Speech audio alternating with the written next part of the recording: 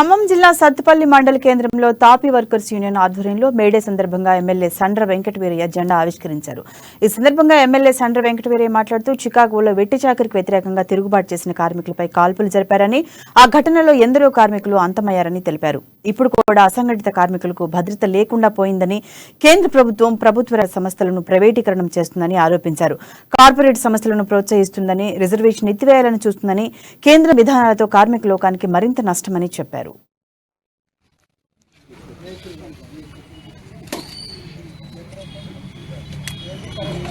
ఇప్పటికి కూడా స్త్రీలకు ఒక రకమైన వేతనం, పురుషులకు ఒక రకమైన వేతనం ఇచ్చి ఇంకా లింగ వ్యవస్థ కొనసాగుతుంది, వెట్టి చాకిరీ కొనసాగుతుంది.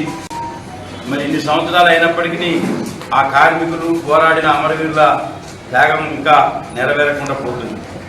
ఇప్పటికి కూడా అసంఘటిత రంగ కార్మికులకు పని భద్రత లేకపోవడం, రోజువారీగా అడ్డాకూలీలుగా ఎక్కడికక్కడ పని నేర్చుకునే పరిస్థితులు ఇప్పటికి కూడా ఉన్నాయి.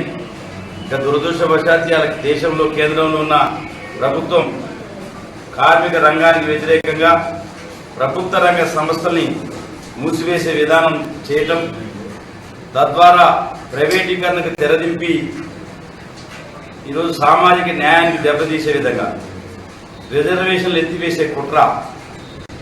ఈరోజు ఎవరైతే కార్మిక వర్గం మరి వాళ్ళ యొక్క రిజర్వేషన్ ఆధారంగా ఉద్యోగాలు పొందుతున్నారో ప్రభుత్వ రంగ సంస్థల్లో వాటిని ఎత్తివేయడం వల్ల తిరిగి మళ్ళీ ఆర్థిక అసమానతలు పెరిగేదానికోసం ఈరోజు భారతదేశంలో ఉన్న ప్రభుత్వం దురదృష్టవశాత్తు చేయడం జరుగుతున్నది.